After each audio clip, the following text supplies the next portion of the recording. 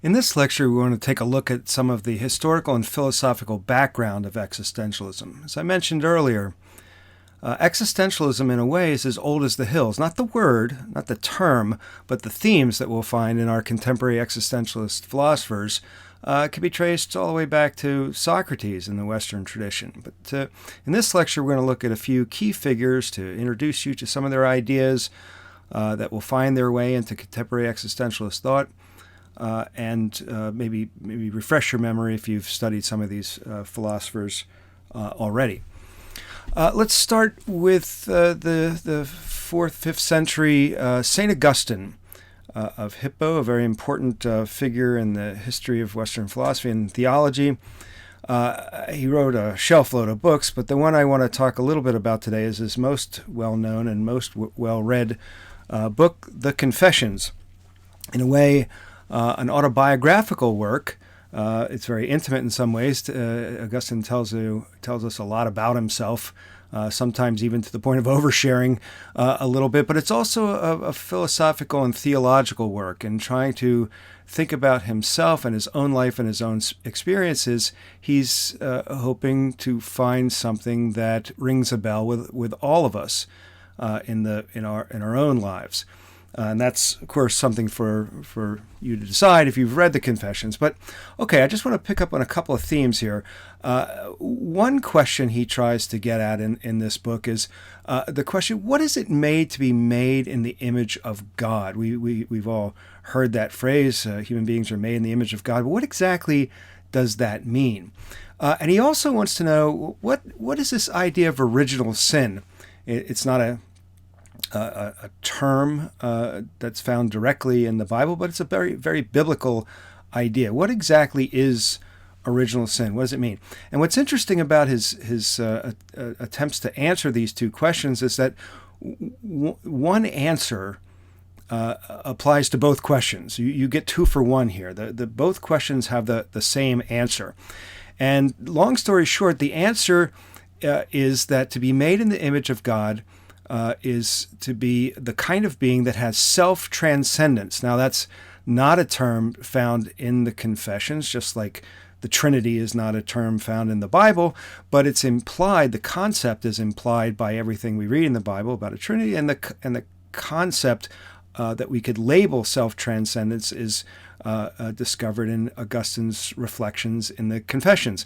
Self-transcendence, what does that mean? That means we have the ability to get outside of our boundaries. Whatever limits it seems like we have, we're always able to go a little bit further. So Augustine tells these little anecdotes about his own life. For instance, he one of the first things he talks about is not a memory he has, because he doesn't have a memory.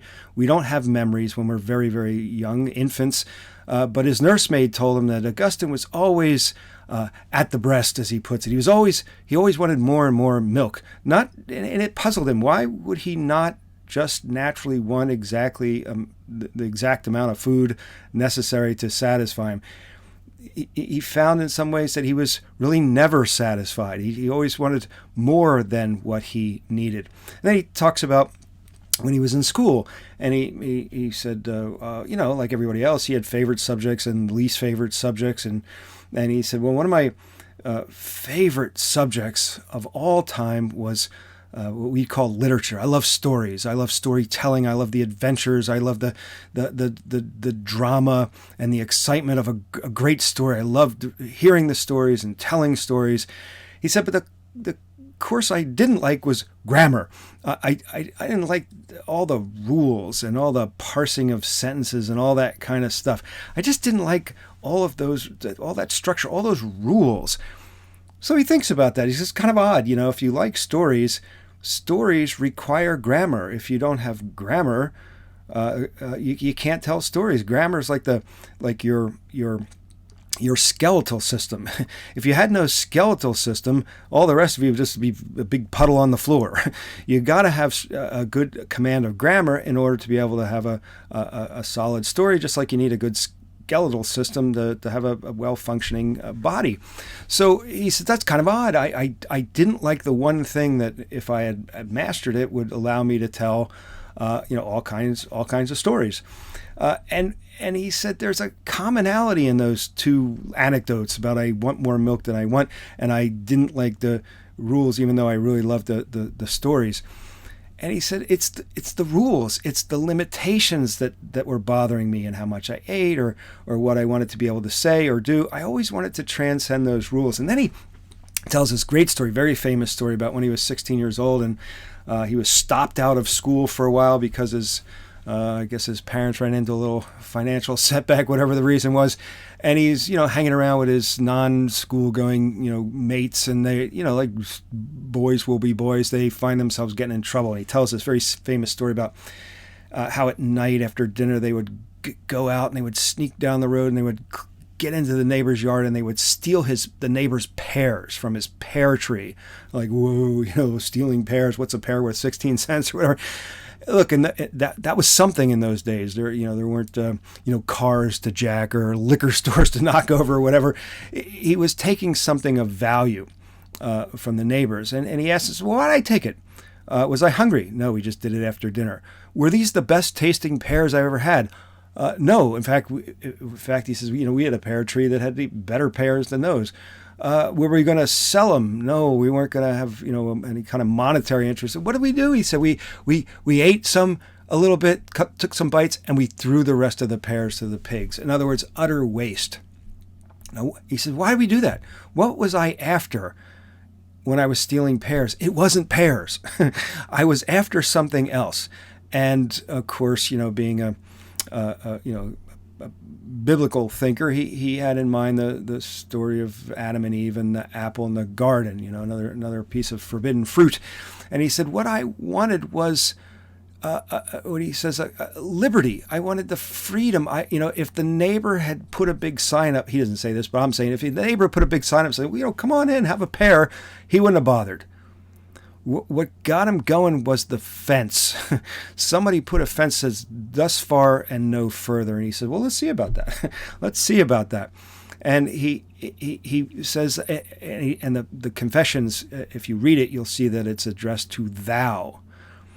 Who is the thou? Well, it's God. The Confessions is kind of a prayer. He's talking to God about himself and his experience.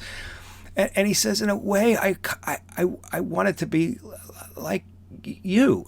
It was a liberty, but it was a truncated liberty, as one of the translations put, a cut-off kind of liberty. I mean, it was free, but not like super free. I had to make myself feel free. I had to feel free. Every time somebody put up a boundary or limits, I wanted to get past. I'm not really free like you, Lord, but I wanted to be free. I want kind of like that. And now you put these, this two and two together here, and basically what Augustine's saying is, what is it made to be made in the image of God? To be self-transcendent, to be free, a kind of freedom, to have no limits, not really truly be infinite like God. You're always finite. You were born at a certain time and you only live so long. You can only do so much. Yes, you're finite, but you're kind of sort of infinite in your ability to transcend limitations, unlike all the other beings that you can find in the world, the other kinds of things that you find in the world. And it also explains original sin. Original sin is not the first sin that Adam and Eve committed in the garden. Original sin is a structure, if you want to put it this way. It's something in the makeup of what it means to be a human being. Original sin is this propensity to break the law. It doesn't mean you always break the law. It doesn't mean everybody is always stealing or murdering or whatever, because fortunately, thank God we're not.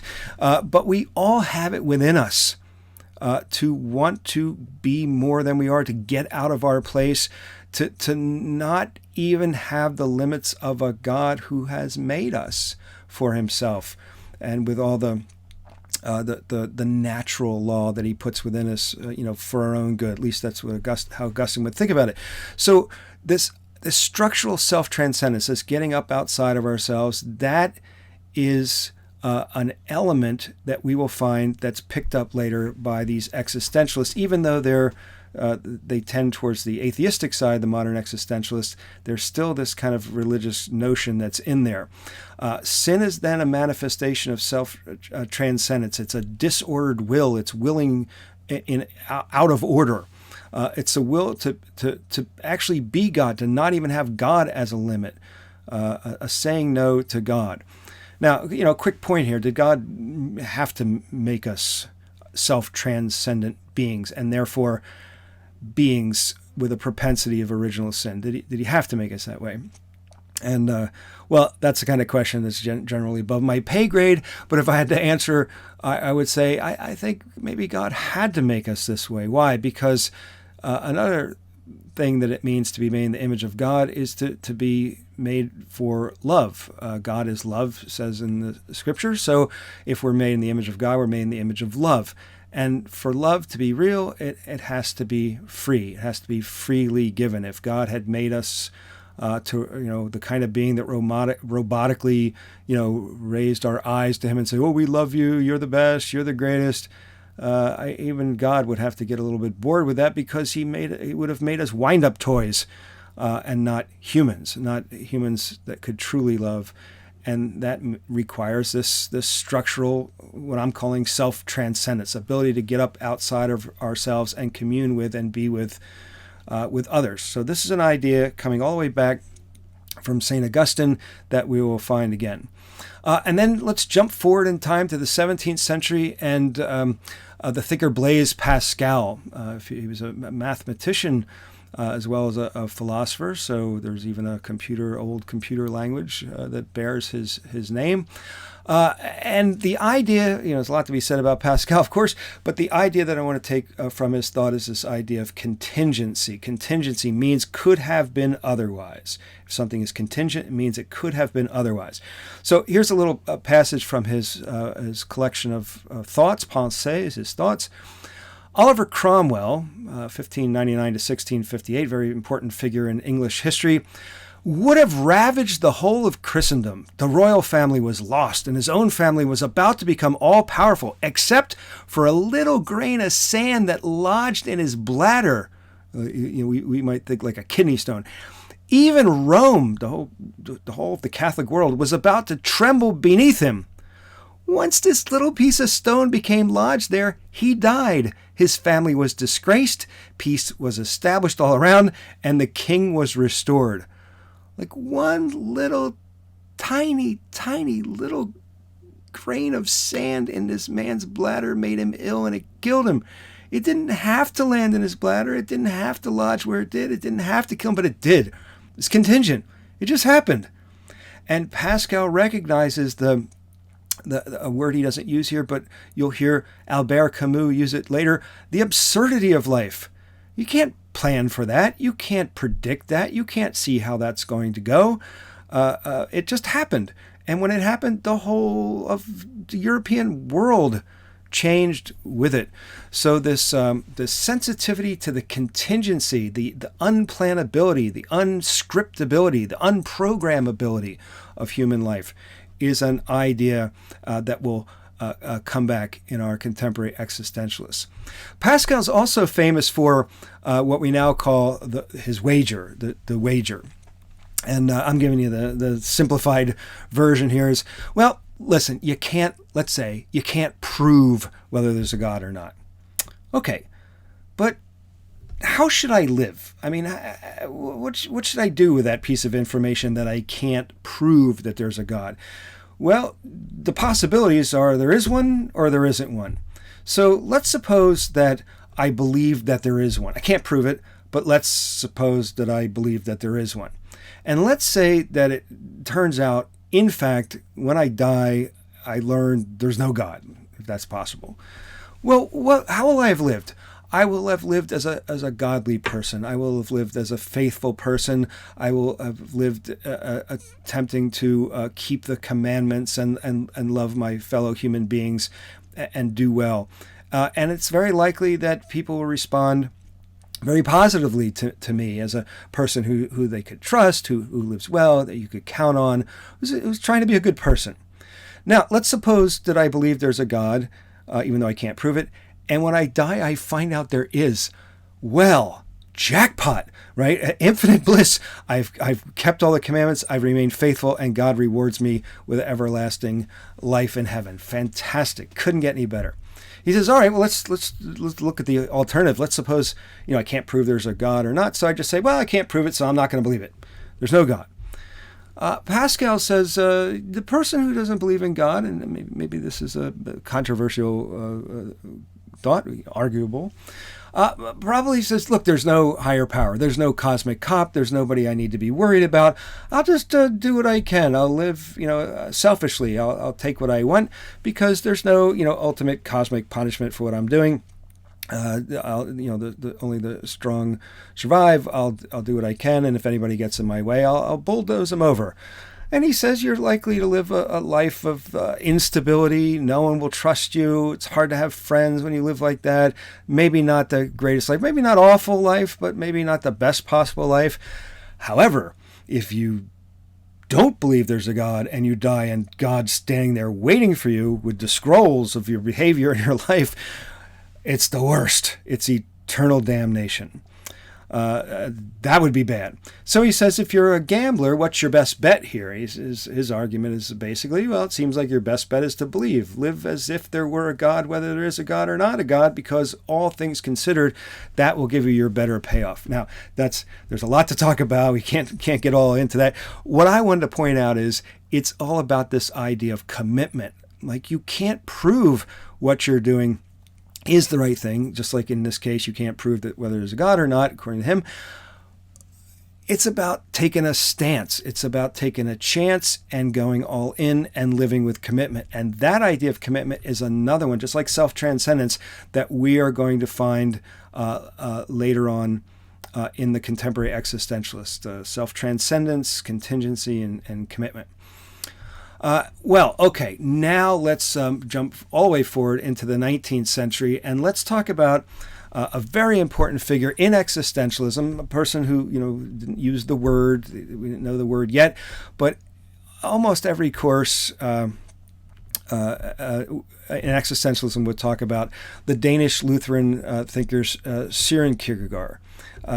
Your textbook refers to Kierkegaard as one of the big four of existentialism. So I'm not going to spend a lot of time on Kierkegaard's thought in this course, because once we start talking about Kierkegaard, we probably would not be able to stop talking about Kierkegaard. So that might be for another day.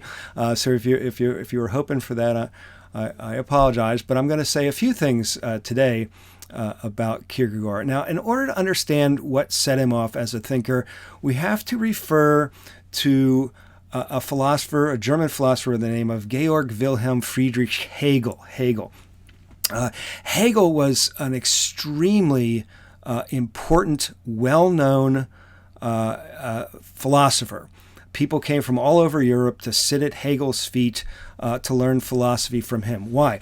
Because Hegel proposed to have come to a full wisdom of that's attainable by human beings. He had it all. He had the big picture, says Hegel, and people want the big picture. So they flocked to Hegel's lecture hall to hear from the master. Like, what's the big picture? Figure it out for me. And the kind of thinking that Hegel employed to try to get this ultimate absolute wisdom, this big picture, is what we call dialectical logic. So dialectic's an old word, comes from, you could trace it all the way back to Plato's thought of dialogue. You can hear dialogue in there. And you could think of it as kind of a back and forth kind of logic. So I want to talk a little bit about that and then try to say what bothered Kierkegaard about it and how that led to what we now call existentialism. Here's Hegel, 1770, 1831, just for the record, not an existentialist, very much not an existentialist, but a thinker who motivated existentialism because existentialists took exception and criticized Hegel's thought. So let's take a look at it. So here are some of the key ideas. Absolute idealism. It's a term that's applied to Hegel's thought. Idealism is this idea that nothing but ideas exist. That what's really real are ideas. You can find that thought all the way back into Plato. If you studied Plato and the theory of forms or the theory of ideas, what did Plato think was the real reality? Not this world of transient things that come to be and pass away. No, we're copies of the images of the real world. The real world being the eternal, unchanging, ideal, perfect forms. So you and I are what we are as images of the form humanity. We weren't always, we were born at a certain time. We won't always be, alas, but the form humanity will always be. Well, for Hegel, where are these ideas? They're in the divine mind, the mind of God. So what is all this? What is absolute idealism? All of this is the mind of God, all of everything that we're experiencing here.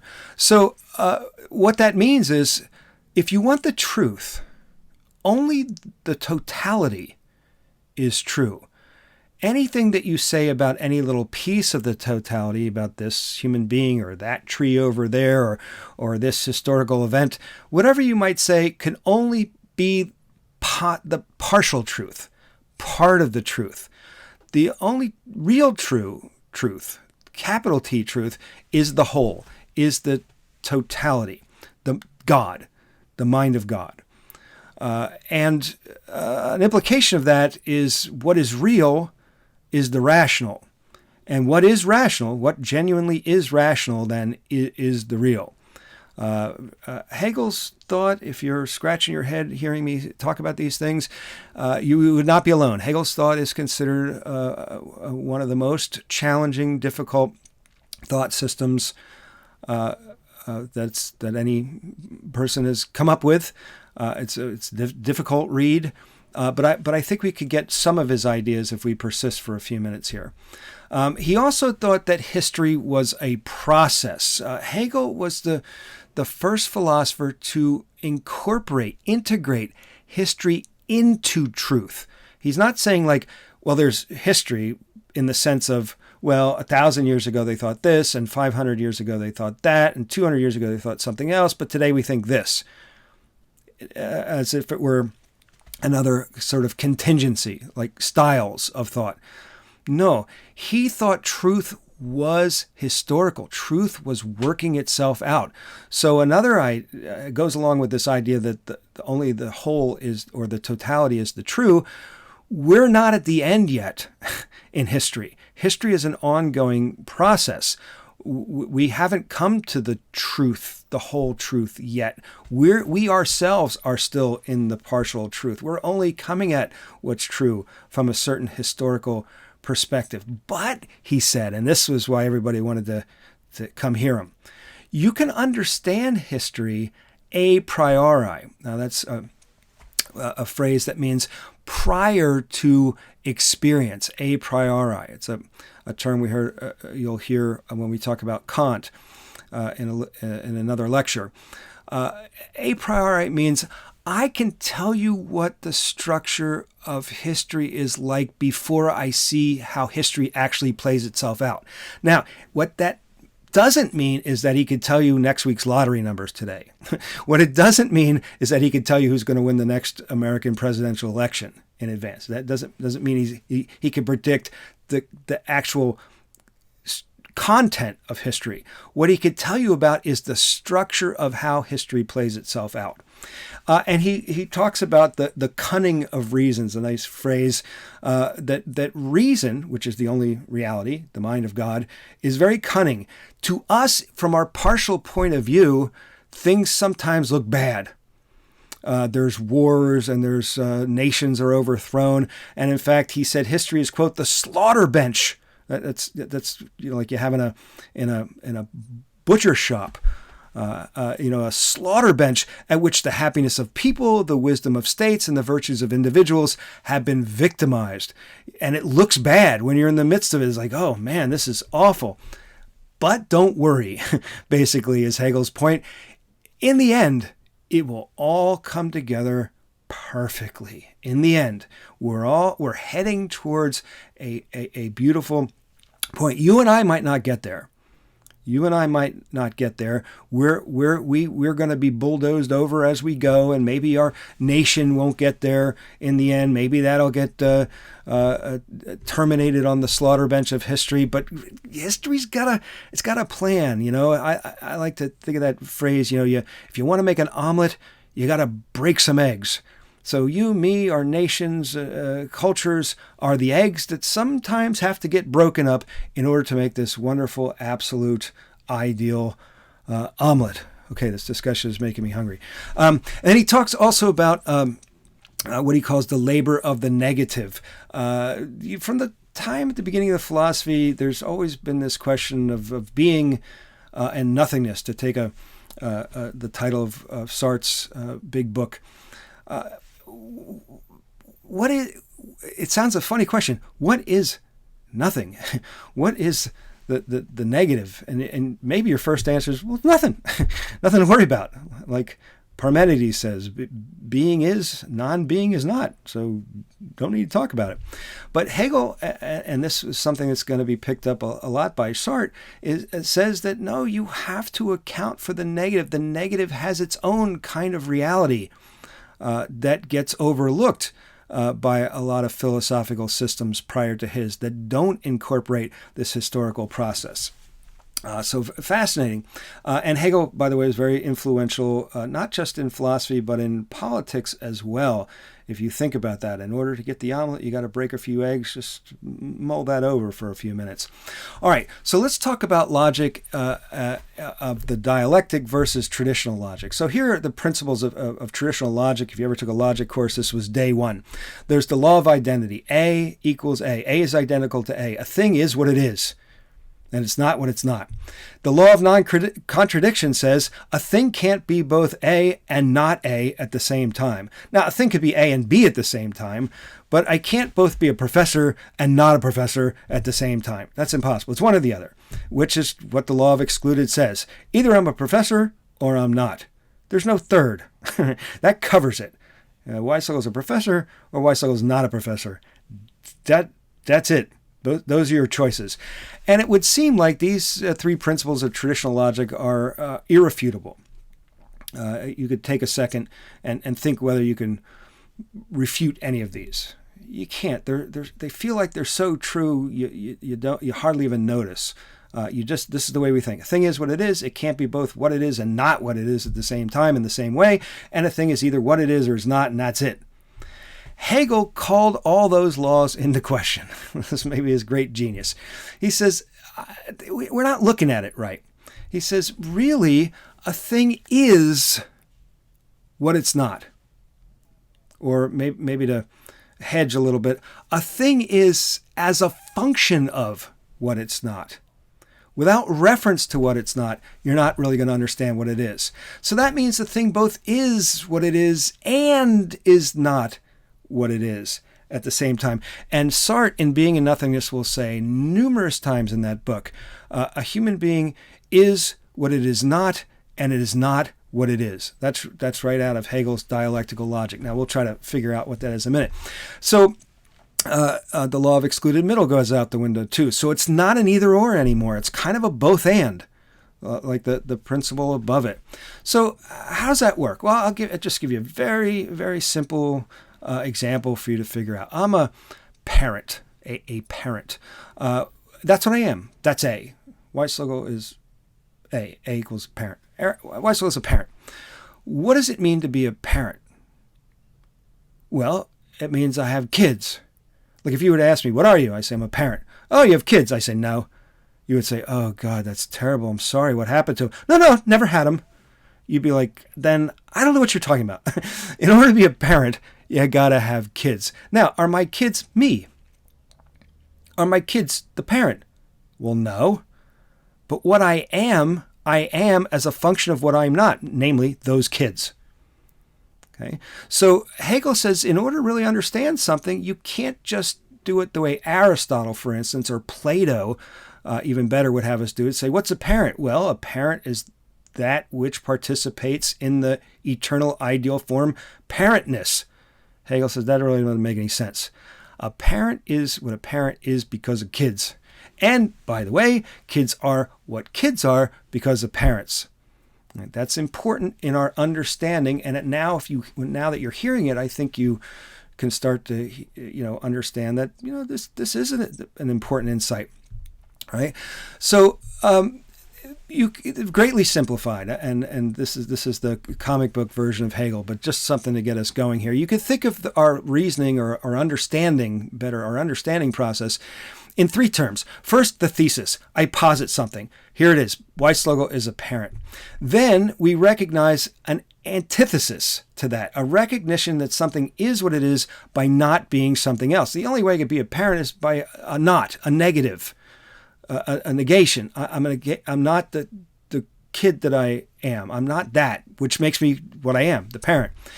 And then he says, and this is the new in our line of reasoning here, or understanding here, is what he calls the synthesis, a deeper recognition that these two yield a new thing. Now, the word in German is Aufhebung. It's kind of a lifting up, a sublation, a transcendence, but including. He calls it the negation of the negation. So a parent is what a parent is over against the children. Sometimes it feels like that, but not always. A parent is what a parent is over against the children.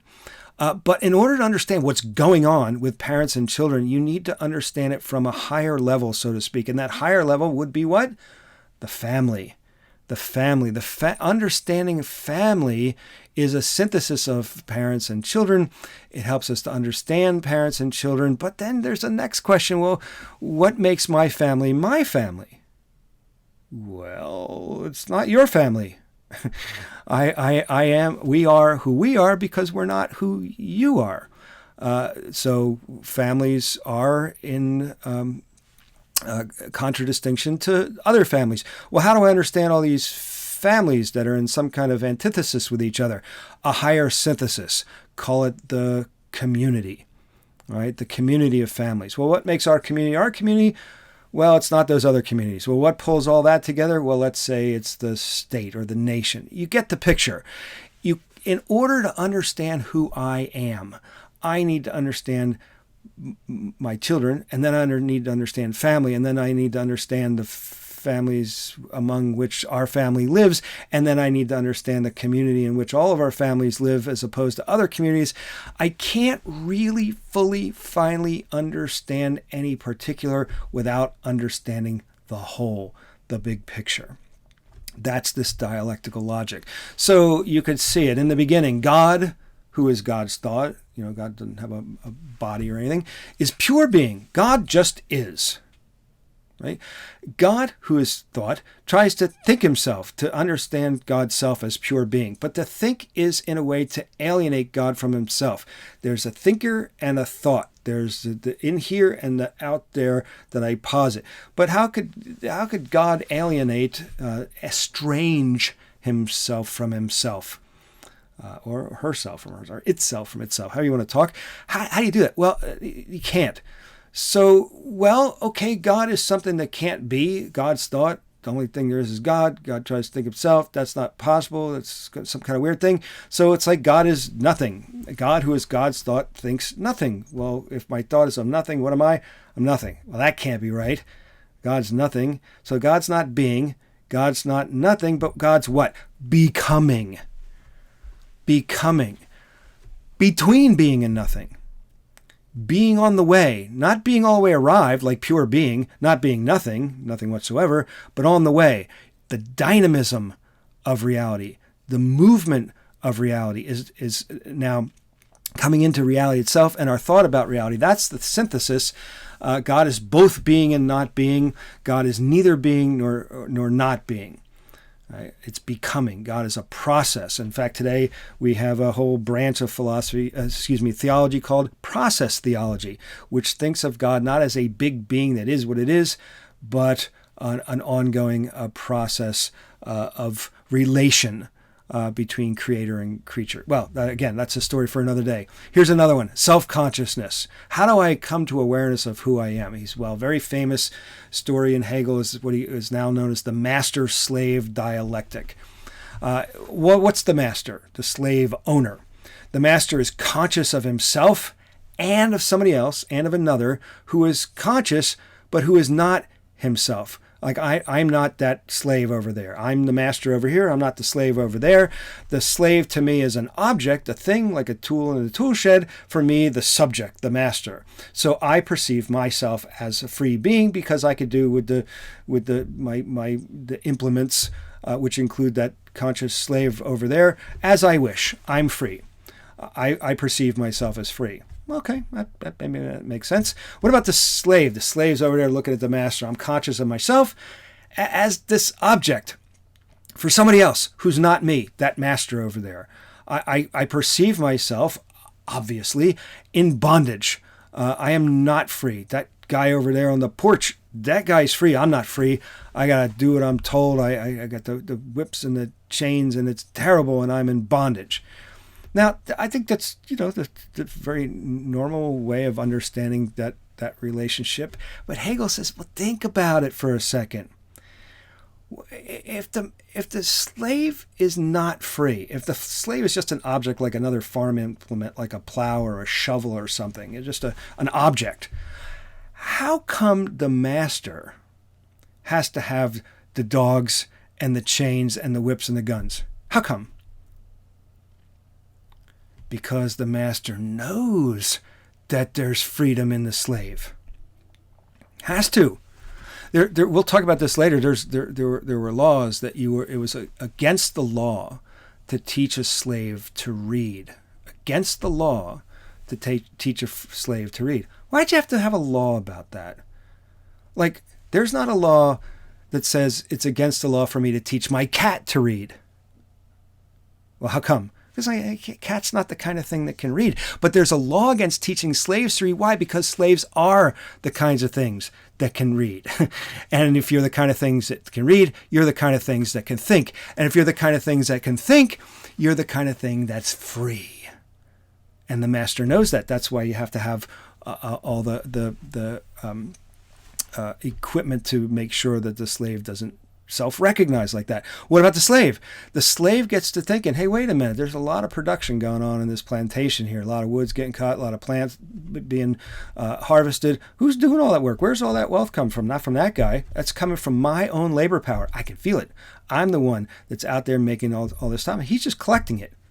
He's just collecting it. If I stop working, he's got nothing. And he knows it because that's why he has all the guns and the dogs and the chains. He knows that. So there's this tension, right? The slave comes to find himself in his own labor as his own, even though it's usurped by the master. And the master comes to see that he is who he is only in terms of the slave, and hence is in bondage to the slave's recognition of himself, right? That's a tension. That's a really bad tension. And Hegel and thinkers who followed him, like Karl Marx, very important influence on Marx was this Hegelian idea of dialectic. They know that tension can't last. Something is going to break. It is going to break.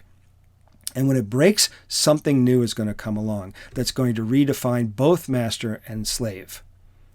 Can't flip it upside down because the tension will continue. Right? It's the tension, it's the structural tension that it has to break. It's got to go.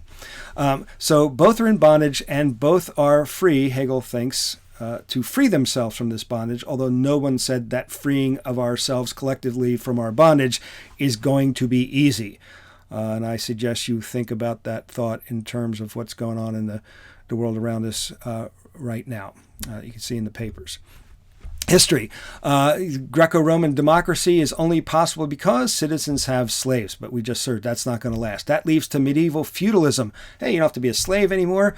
I got a big farm here. Come down, farm for yourself. All you got to do is give me 9/10 of everything you grow. How come? Well, because I own the land. I'm the manor lord. You're the serfs. Well, there's a tension there because serfs produce 10/10 of what's on the land. How come they're only getting 1/10? That's not going to last. That's going to lead to capitalism. Hey, get off the farm, serfs. Come on down to town. Guess what? You can work for me in this new thing I got called a factory, and I'll just give you money. And with the money, you get whatever you want. You can get food if you want, or you can buy a new guitar or some running shoes, whatever you want. You can buy whatever you want. Well, how much are you going to pay me to come down and work in your factory? I'm going to pay you exactly what it costs to keep you alive and coming back the next day. Well, wait a minute, says the laborer. I produce more value than just what keeps me alive and coming back. How come I can't have all of it? Well, because I own the factory.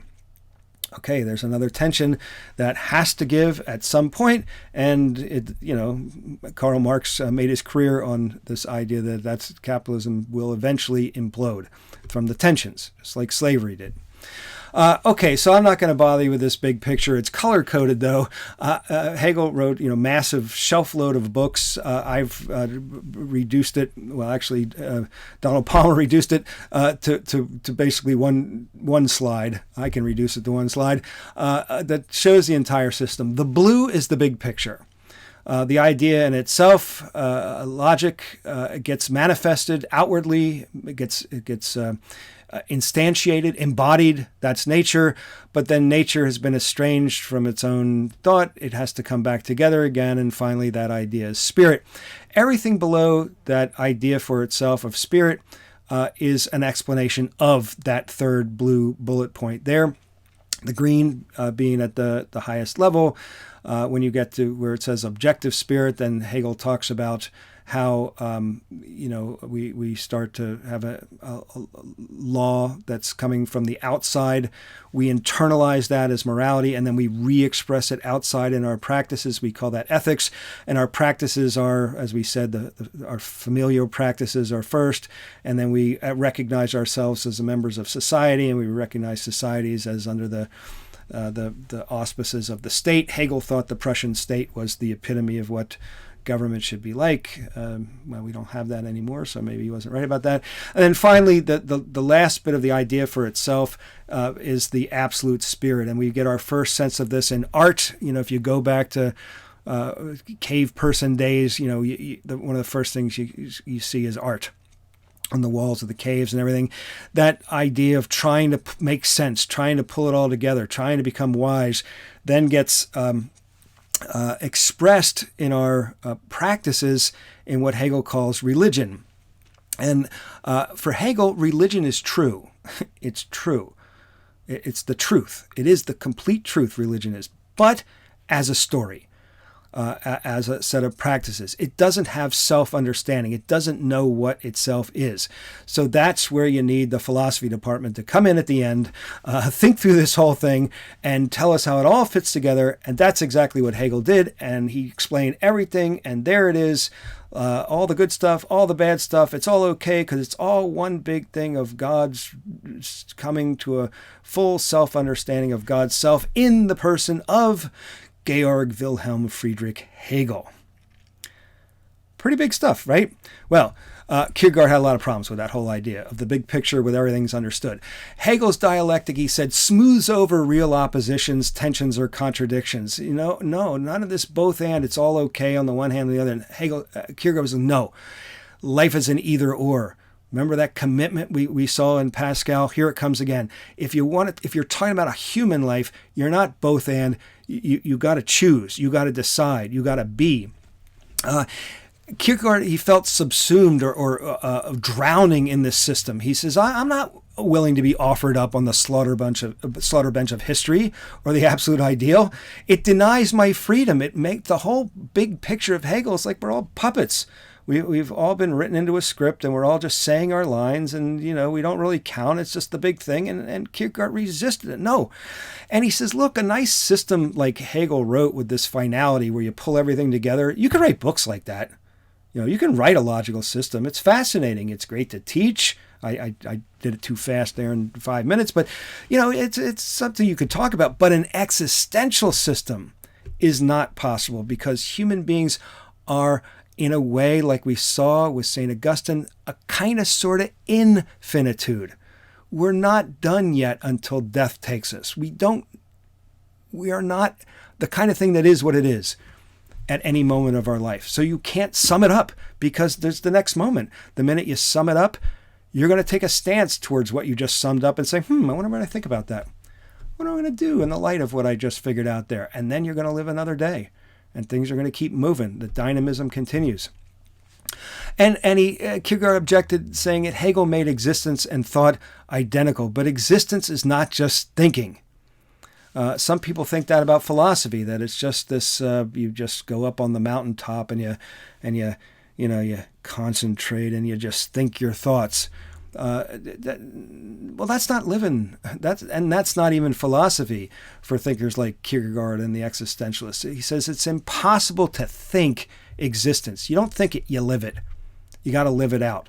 Thought is a kind of abstraction, which literally means to pull out of reality, to pull some part out of reality. But existence is pure concreteness. It's the whole package. It's the living of an actual, particular, concrete, idiosyncratic human life. And Kierkegaard's thought was all about that.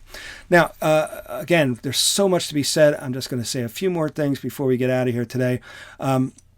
About Kierkegaard. He wrote books, and he wrote them under pseudonyms, made up names. These are some of his most famous works listed on the screen here. Either Or, there you go, not both and. Either Or was edited by Victor Eremita, right, the victorious hermit.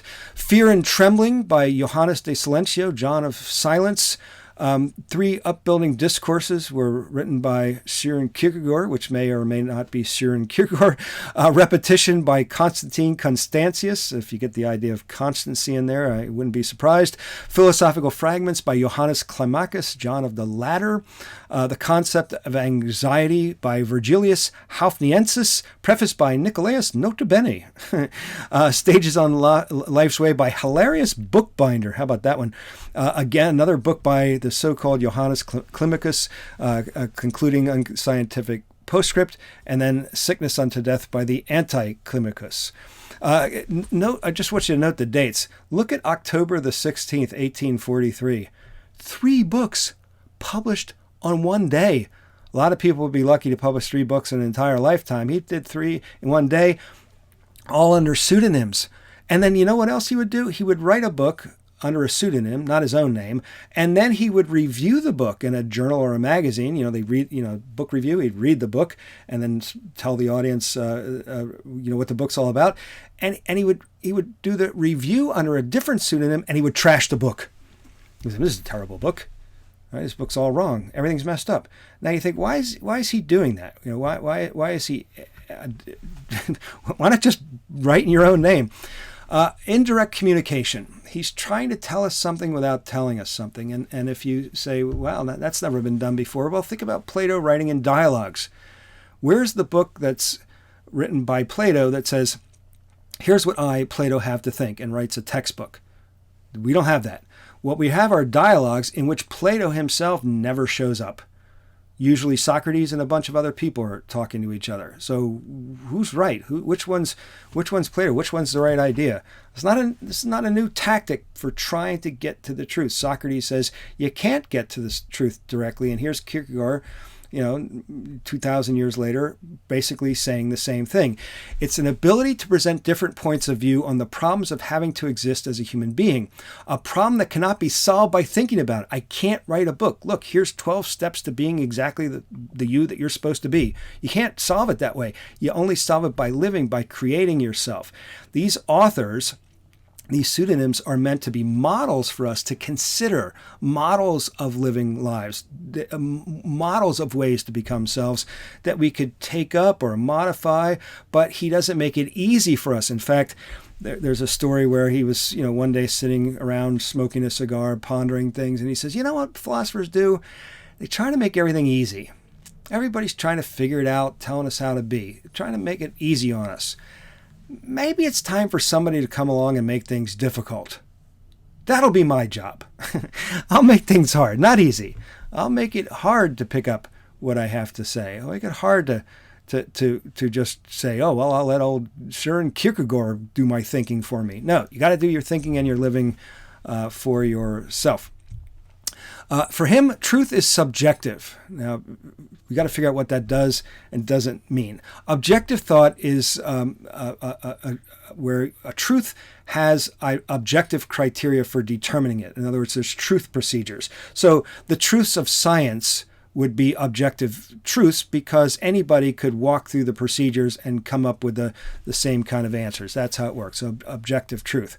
But we are existentially indifferent to that truth. Like, for example, what difference could it possibly make to me if the objective truth is that the cosmos, the universe in which I'm in, is 14.7 billion years old or 17.4 billion years old? Well, that's interesting. And however many years old it is, it's that many years old for everybody. I mean, it's objective in that sense, but I don't care. I mean, really, I don't know how it makes any difference in my life. Subjective thought, though, can't be proven. There aren't any objective criteria that would be as good for you or anybody else as it is for me. There aren't any criteria like that. You can't prove them. Like, for instance, our values, what matters most to us, the people we love. You can't prove that, that love is good. You can't prove that music can be joyous, but it's true to us. Our religious claims are like that. These claims are existentially imperative for us. They determine who I am. I'm not determined in any kind of understandable way by the exact age of the universe, give or take a few billion years old. I am determined. I am who I am by what values I hold, what my religious beliefs are, what my virtues and my vices are, my commitments, my relationships.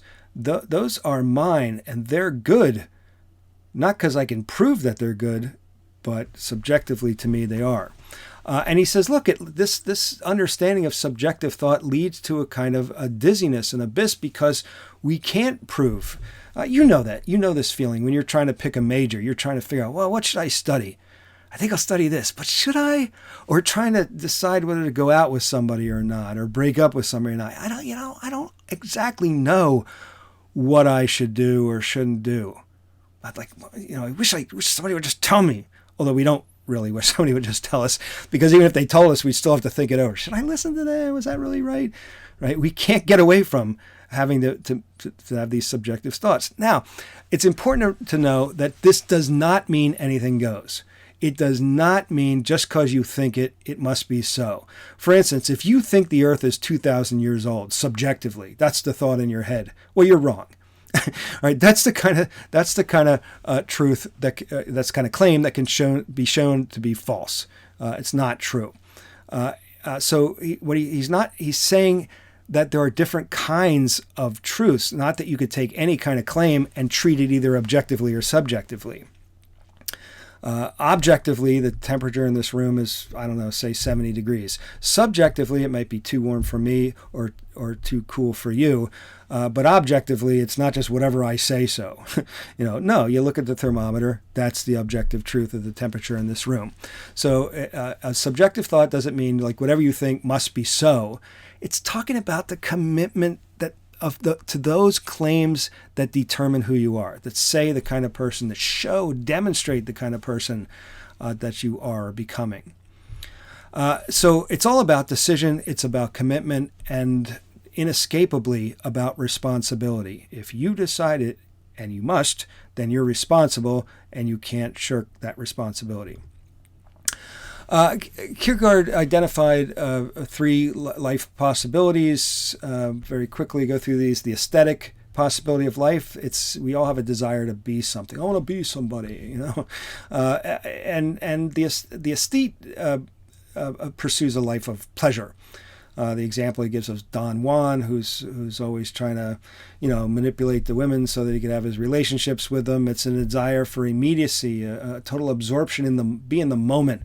Where I just, with these people, and it's not about anything bigger than that. It's just, for the moment of pleasure. And what I do is I try to organize all these pleasures in my life in a nice, neat kind of bouquet of enjoyments, and I make my life kind of a work of art. And we know people like that. You might have some recognition. You want your life to amount to something in this way. The standard of the aesthete is interesting versus boring. Not good versus evil, or good versus bad, or profound versus superficial, but interesting versus boring. The minute we hit something boring, it's out. Now, many students, I think, have an aesthetic approach to learning. If I'm bored, I'm out. That's it. If it's interesting, fine. But if I'm bored, I'm out. That's it. That's my standard. There's no more important value than interesting. There's no worse than boring. It's about kind of remembering versus a purposeful forgetting. The aesthete has to, put the displeasures behind them to get rid of them. Nietzsche called this a kind of an active forgetting. He brings up this idea, the term he uses is the rotation method. He's thinking of agriculture. You might know that if you keep planting the same crop, season after season on the same land, the land will get worse. It'll be less able to produce a good crop. So what you got to do is rotate the crops. You got to have different kinds of crops, different years. That keeps the soil refreshed, and you're able to keep growing healthy crops. He talks about him cultivating himself. You can hear the agriculture, culture, cultivation of oneself. The aesthete wants to operate the rotation method upon himself to avoid entanglements or commitments. Don't really get involved.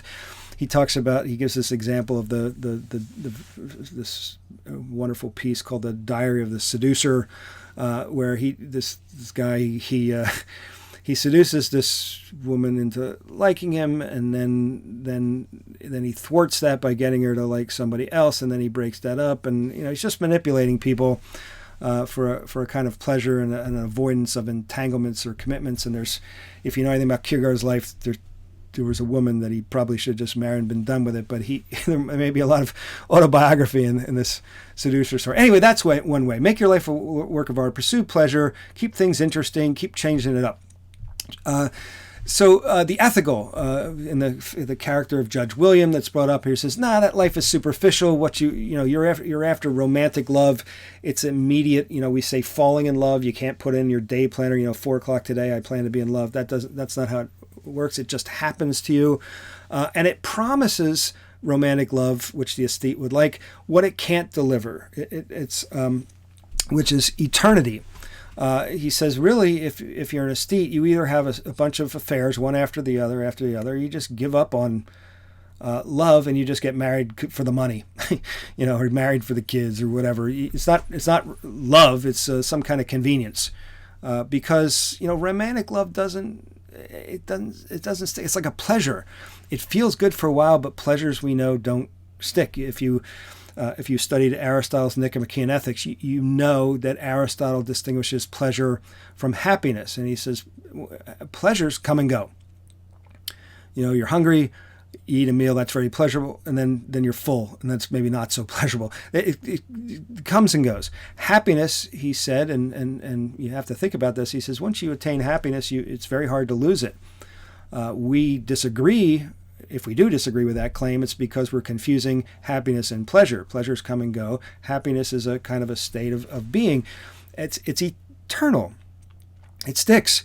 And Judge William is saying that's what we really want, but you can't get it through living an aesthetic life, an interesting life. At the end, you're like, what was it all for? So you need something more. And his model of this more is marital love, which is an act of the will. It's a commitment. When the Bible commands us to love, the Bible's not commanding us to find pleasure. When the Bible says love your neighbor, you can't. If you don't have emotional. If you don't take emotional pleasure from your neighbor, no one can command you to find it in there. Like no one can command you to love vanilla ice cream. It doesn't make any sense. The love that's being commanded is an act of the will. It's a choice. It's a commitment. And he says that this commitment is very hard to depict. It's maybe not interesting. So think of all our movies, think of all our books, romantic novels. Two people meet. They get together, but then something tears them apart, and won't they get back together again? And eventually, the happy stories, they get back together, and they lived happily ever after. The end. That's how the book ends. Marital love begins when that story ends, and we don't tell those stories of genuine ethical marital love, because it's just you get up in the morning and you're with the same person. And to the aesthete, that looks boring. Same thing, different day, looks boring. Well, there's a richer or deeper aspect to living, and Judge Williams pointing it out. Now, in the course of talking about this, there's this very famous mind-bending passages from Kierkegaard. It's hard to read sometimes, so I couldn't let this one pass because it's too famous. And he says, "Marry and you will regret it. Do not marry and you will also regret it. Marry or do not marry, you will regret it either way. Whether you marry or you do not marry, you will regret it either way. Laugh at the stupidities of the world and you will regret it. Weep over them and you will also regret it. Laugh at the stupidities of the world or weep over them, you will regret it either way. Whether you laugh at the stupidities of the world or you weep over them, you will regret it either way. Trust a girl, and you will regret it. Do not trust her, and you will also regret it. Trust a girl, or do not trust her, you will regret it either way. Whether you trust a girl or do not trust her, you will regret it either way. Hang yourself, and you will regret it. Do not hang yourself, and you will also regret it. Hang yourself, or do not hang yourself, you will regret it either way. Whether you hang yourself or do not hang yourself, you will regret it either way." Okay. I don't know if you hang yourself. I don't know. You got time for regrets. Maybe in that last moment before it's over. I don't know. What's he talking about here? Cosmically, there's nothing to determine which of these ways to go. The A or B, cosmically. What he's saying is, whatever you do, you got to commit, and it's always very possible that you will come to regret the choices that you make, because, especially if you tend to the aesthetic, if you commit, you've already become less interesting, and your criterion was to be interesting. So choices. The aesthetic, the either or, it's unserious. Really, nothing really matters as long as it's new. Novelty is the whole thing. I don't want this phone because it's great. I want this phone because it's new. I want to hear this band because they're really good. I want to hear them because they're new. Yourself gets lost in the choices. The ethical is it is a kind of an either or. And the choice is between seriousness and unseriousness. The self is made in the choosing. He says the absolute choice is really the choice of good and evil versus the choice of ruling them out, which is the aesthetic life. Nothing's really good or evil. You just, it's just whatever. If you make the choice that there's good and evil, then your life takes on a kind of seriousness. So your ethical first choice of the ethical life is between the ethical life and something else, the aesthetic. But he adds a third possibility, which he calls the religious. So you have the aesthetic, you have the ethical, and now the religious, which again you might be able to see a kind of dialectic of thesis, antithesis, and synthesis here. So we want to be something, but we end up being less or trying to be more than human. And all of our seriousness starts to look kind of aesthetic. We're trying to look ethical because it looks good, and but are we, we're trying to do what we're supposed to do, but maybe not everybody's doing, and are we getting left out? Are we still playing by the rules when nobody else is? What's about that? Okay, he says, let me illustrate what I'm talking about, this famous story of Abraham and Isaac. You may know the story. Abraham is promised a child. They don't get the child for a long time, but he's promised this child by God, and through this child he will be the ruler of many nations, as numerous as the stars in the sky. The child never comes, but one day the child is born. Isaac. Abraham rejoices, but then is asked by God one day to sacrifice Isaac as if he were sacrificing a lamb to God, and Abraham responds that he would. He loves Isaac, but he's willing to kill him, which is it's absurd. Why would you be willing to kill your own beloved son that you were promised?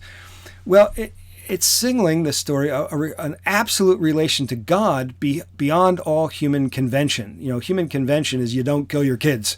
That's how we do things around here. You don't go around killing your kids. But Abraham's relation to God is so absolute that it removes him from these human conventions.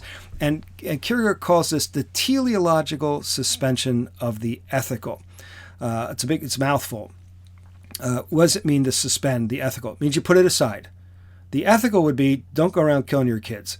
But I'm going to suspend that. I'm going to put that aside. How come? Because I have a higher telos. That's the Greek word for end or aim or goal or purpose.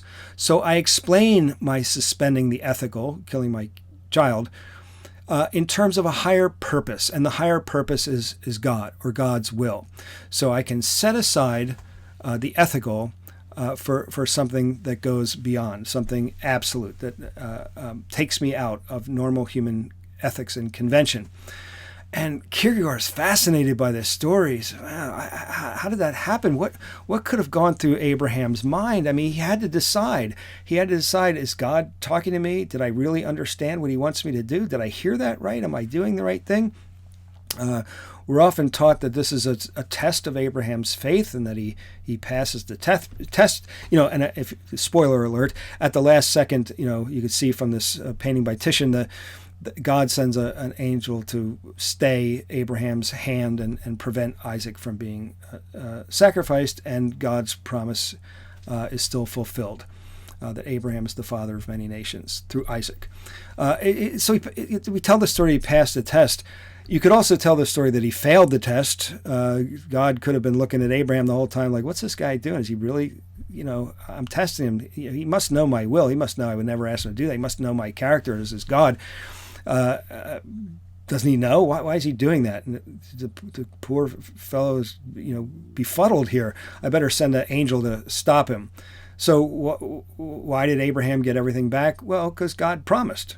God made his promise. So it didn't have anything to do with what Abraham was doing. God promised Abraham that he would be the father of many nations, and that was that. Whether he was a wise or a fool, that wasn't part of the equation for God. Well, it's a test that he passed or he failed, whatever. Very interesting to think about.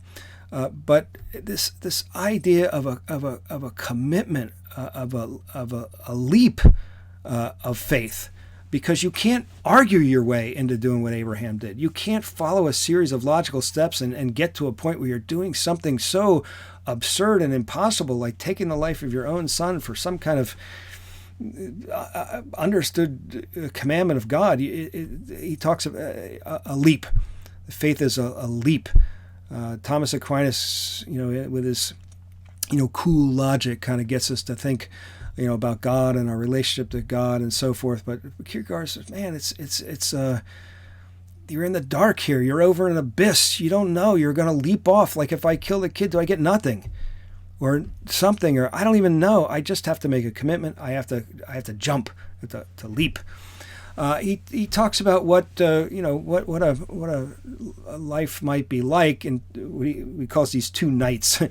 He talks about a night, like a knight in shining armor, a night of infinite resignation. To be resigned means whatever. I'm just, however it's going to be, I'm okay, and I could do whatever. I withdraw into myself. I renounce the world and my possessions. I don't get any more motivation from this world. I just seek peace and rest, and my commitment and energy and passion are towards the eternal side. I just give up all this stuff. I go off and live as a hermit or a monk or something like that, and no longer tempted by this world. Then he talks about the knight of faith, the one who's made the leap. But that knight of faith is also, resigns everything, like, whatever happens. But the knight of faith is able to return back to that same world and enjoys the world, because who knows? I've resigned even worrying about whether I'm strictly obeying the will of God or not, because I don't know. I try to, but in the world in which I find myself, and Kierkegaard says, what's a Christian look like? Well, he looks like the guy down the street. I mean, he looks like the accountant or a baker or something. They don't have a special look about them. The Night of Infinite Resignation, you could find them because they're out in the monastery or out in the desert, eating locusts or something. But the Night of Faith, you don't know. They might be standing right next to you. They've made this leap. Kierkegaard talks about despair, another term that's going to come up both in Heidegger and Sartre. He wrote about it in the book Sickness Unto Death. Here's another one of these mind-bending passages from Kierkegaard that I don't want to burn you with too many, but here's another one. Despair, here's the definition. If I ask you on a quiz, what does Kierkegaard mean by despair? It means not being willing to be oneself. Not being willing to be oneself. But that raises the question, well, it is oneself. And here's something he wrote about that. But what is the self? The self is a relation which relates itself to its own self. Or it is that in the relation, which accounts for it, that the relation relates itself to its own self. The self is not the relation, but consists in the fact that the relation relates itself to its own self. Man is a synthesis of the infinite and the finite, of the temporal and the eternal, of freedom and necessity. In short, a synthesis. A synthesis is a relation between two factors. So regarded, man is not yet a self. Now, the first part of that is certainly a mind bender, tongue twister. But look at the last part. A synthesis of the infinite and the finite, the temporal and the eternal, freedom and necessity. And because of this synthesis, human beings are never a self that's finished, over and done with. So that man is not yet a self is always true, right? It's not like not yet a self, but wait till tomorrow, then you'll be a self. Or wait till next month, or wait till you get out of school, or wait till you get married, or wait till you have kids, or wait till you retire. Then you'll be a self. The way Kierkegaard looks at it and the way the existentialists look at it, that's a mistake.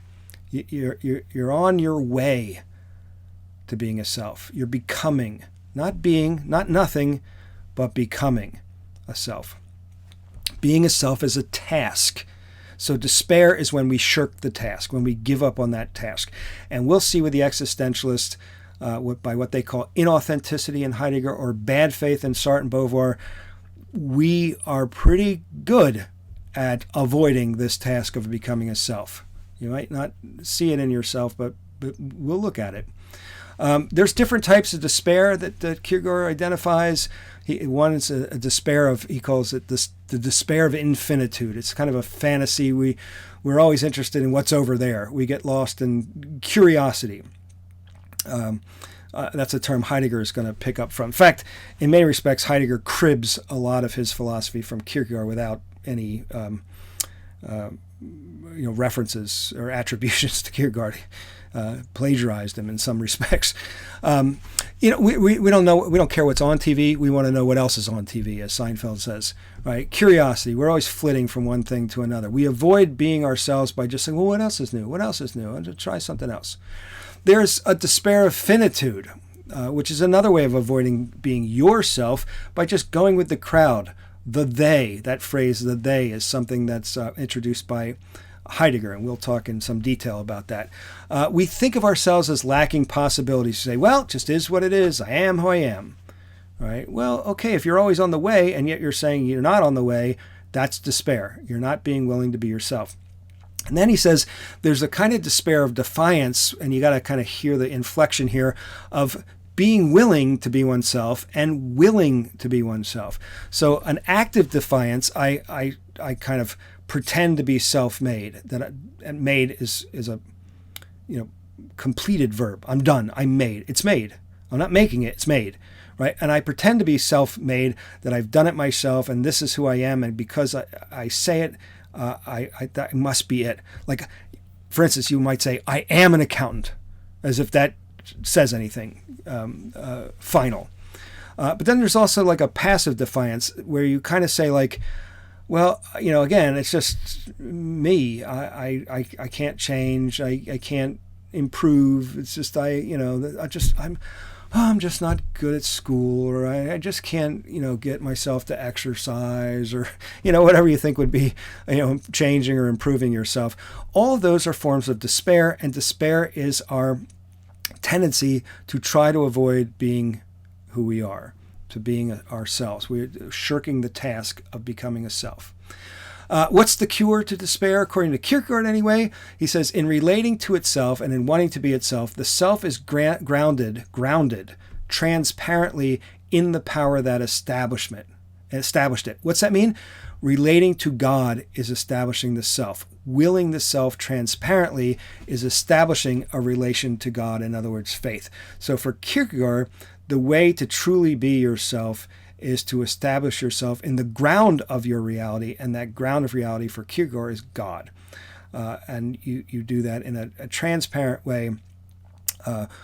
Transparent, I think here, means allowing that to remain a process of becoming, a dynamism, rather than saying, oh, well, I just did what the minister said, so that's it then. My relationship is over and done with and established with God. It's a dynamic kind of a faith. So that's Kierkegaard's answer to that. For him, Christianity is completely paradoxical. You can't figure it out. You can't use logic. It has to be affective. How could Christ be God and man? I mean, you can't figure that out. It's not something to be understood for him. It's something to be lived. That's his Christian existentialism. Proving God's existence is beside the point. It's kind of like what Pascal says. It's about trust. It's risky. It's that leap of faith. The existential system that determines what being a Christian is all about and what it looks like is impossible. You have to leap into that with your whole self in order to be a Christian. Now, Kierkegaard would say, if you asked him, hey, Søren, are you a Christian? I think he would say, well, I'm giving it a shot. I'm trying. I'm working on it. But he worries about the person who says, oh, yeah, I'm a Christian.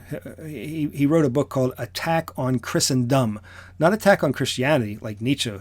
We'll talk about him. What he was after, attacking Christianity itself as being bad. Kierkegaard said Christianity, that's good. Christendom, the cultural practices of Christianity, where everybody thinks they have it all figured out and it's nice and comfy and easy and not difficult and not risky, that's terrible. We got to get rid of Christendom. That's a problem. So he was constantly on the attack of this cultural Christianity that has not let itself be challenged to make the leap.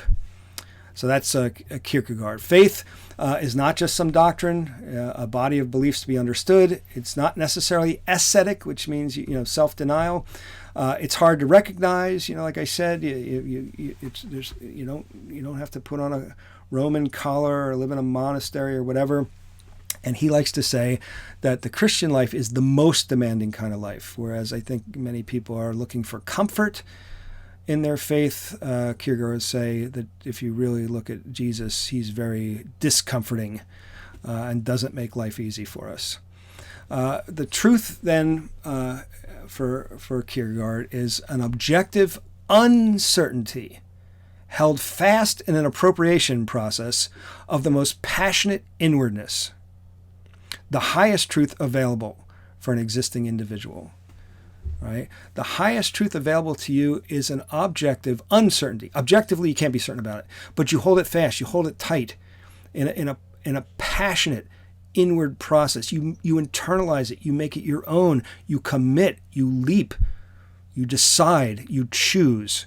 That's the highest truth for Kierkegaard. Truth is subjective. Doesn't mean everything goes, but truth is subjective. The true task, he said, for philosophy and for the person is not to find the easy way out, but to create difficulties everywhere. He says this in this book, Concluding Unscientific Postscript. Create difficulties everywhere. And in that sense, Kierkegaard is like Socrates before him, or like the French philosopher Jacques Derrida after him. They see the philosophical imperative is to not make things so easy for us so that we don't become slack and we have a chance to become who we really are.